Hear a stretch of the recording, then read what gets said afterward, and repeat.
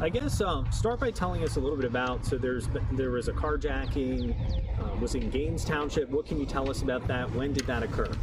Yeah, so it did occur in Gaines Township last night in the area of 60th and Kalamazoo.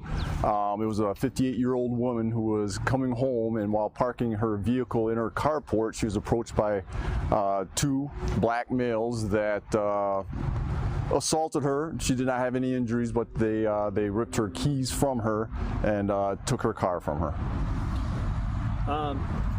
At this point, is there any surveillance video or anything like that that's been helpful in this investigation? We have investigators that are out actively working the case, and they're looking for any and all evidence that could help in trying to identify who was involved in this. How concerning is this, knowing, we've seen a lot of violence, especially in that side of town. We've had homicide in Wyoming, we've had the stabbing situation over at the Meyer, and those really aren't that far. Why is it pretty surprising to see so much crime focused in the southern part of the county lately? It is surprising, and it's very concerning. This is our fourth carjacking that we've had in this year. All total last year we had 3. So it is definitely something that we're concerned with. It's definitely a message that we want to send to our citizens to ever be mindful of their surroundings, who may be around while they are near their homes, while they're shopping, when they're going to different establishments, just to be ever present with what they're doing, so they can be safe, and then also good witnesses to something that may occur that they may not be a part of. Are there any suspects in this case? Any persons of interest? No, again, we're out actively working the case because it is a serious incident, and as soon as we can get additional information out of the suspects, by all means, we'll be letting you know. What are some things people can do in response to this, or to protect themselves from this situation? Sure. So again, I'm not going to fault the victim in this case whatsoever, but if you're driving and you're going home, then by all means park your vehicle in your garage. Motion lights, things that will help keep the residents, your establishment, so it's easier to see what's going on. If you're parking in a parking lot, park near a light. If you're parking in a parking lot, park where other cars are parked. That way you're not off by yourself, where someone may be able to target you a little bit easier than if you're around others. Any indication that this could potentially be connected to other carjackings that have occurred in that area? It could be. It's very possible. We are working with the Wyoming Police Department to see if by chance they had an incident that occurred about 2 hours previous to ours, and if in fact we're able to establish that it's the same suspects, then we'll be bringing our cases together. What I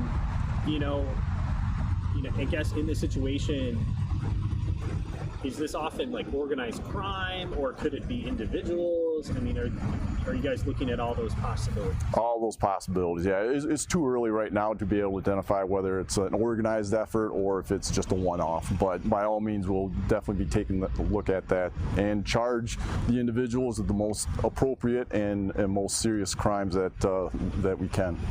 Are you guys increasing patrols to kind of in certain areas where this is seeing an uptick? Absolutely. We are in constant contact with our road patrol. They're aware of what's going on. Our detective bureau is obviously aware and investigating the incidents, and the more information that we get from the public, the quicker we can come to a resolution. Like I said, our suspects were 2 African-American males, late teens, maybe early 20s, and they're driving the victim's vehicle, a 2007 blue Jeep Wrangler, Jeep Grand Cherokee. And the quicker that someone comes forward with that information, that they perhaps know that they should not be driving that vehicle, it's not a vehicle that they belong to, the quicker that we can return the vehicle to the victim, but more importantly, bring the people responsible for this crime into custody so they can't victimize anyone further. I mean, how serious is this of a crime in terms of either penalties or just the severity? Is this, would this potentially be a felony? Oh, absolutely. These are absolutely felonies. There was a weapon that was involved, a handgun in our case, and we want to make sure that no one else can be victimized, that that handgun is secured so it cannot be used to hurt anyone else, and that they can no longer victimize anyone else. You said that this is the fourth carjacking. When were those other carjackings? What locations were those? Were those near this location? Yeah, it's 4 carjackings since the beginning of the year. I can't tell you the dates. If you're interested, we can absolutely follow up to let you know where those were. Yeah, if someone could get the locations and the dates. Sure. Is that, we're only in March. Is that a lot of carjackings for Kent County at this point of the year? Absolutely. Like I said, last year we had 3 total, and so to have 4 at this time of the year is quite alarming. So the quicker again that we can come to identifying who these people are, the better off we're going to be. Do you think there's a reason why it's on the rise? Like meaning? No. Unfortunately, right now there's just a rise in crime. There's a lot of stolen cars that are taking place. We had right around 300 for the last 2 years, and year to date we're right on pace to match that total again. So it's just a bad combination right now when it comes to having firearms involved as well as stolen cars. You mentioned like one of the things people could do, just better lighting. Would surveillance cameras or motion cameras, are those helpful? They're helpful for after the fact, by all means, and anyone that does have a camera that lives in that area, then by all means we are interested in seeing what they do have. But as far as preventing, no, that's not going to help preventing a crime. But in terms of investigating? Absolutely. So you said 3 all last year within Kent County, or that the Sheriff's Department handled specifically? Just the Kent County Sheriff's Office. Okay. Any other, anything else with this that you want the public out there to know? If you see something, say something. There's absolutely someone that knows something that would be helpful, and the quicker again that we can identify these 2 individuals, the better off that we as a community are going to be. The release says a 58-year-old woman was the victim. How is she doing? Was she injured at all? Is she, mentally this had to be a difficult thing to go through? Sure, I'm sure mentally she was traumatized. It's a very scary situation that anyone would experience.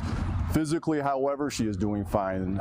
There were no injuries that resulted in the assault, from the assault. Can you give us the description of the vehicle one more time, and do you have a plate number that you want our viewers to look out for or anything? I have the vehicle, which is a 2007 blue Jeep Grand Cherokee. Okay, no plate number? I don't have the plate. Okay. If you do get that, if you could get that to us. Yeah, we can look at that. We can get that out there. And the plate, obviously the vehicle, the plate is nice. However, it's not uncommon that the plate is taken off and or changed. And so if someone happens to see a blue Grand Cherokee in that area, 60th and Kalamazoo, by all means we would be interested. Okay. Do you think there's a reason why they want these cars? Like, gas prices are up, blah, blah, blah. I guess I don't know what word this. There's just a number of different reasons. Yeah, sometimes it's because they need to get from point A to point B. Other times they're trying to commit another crime and they need a vehicle in order to commit that crime. Sometimes they want the car because they're actually going to sell the parts or sell it. Yeah. Sometimes they're just needing it for various other reasons. So there's just not one single reason why they're stealing these cars. However, it definitely is an area of concern. Is there technology in the cars to help track them? At times there are, yeah. At times there are, but this is 2007, so. Yeah, do a lot. Sometimes do these cars show up in other states, or parts show up? At times, yeah. Yep. A possibility. It's a possibility, yeah. Anything out there is a potential. I don't believe that to be the case just based on these circumstances. It does look to be a random event. but that doesn't mean that the other 300 from years prior wasn't for that reason. It's just, this absolutely looked like a crime of opportunity. It was a person that was by themselves out in the open, and they took advantage of her.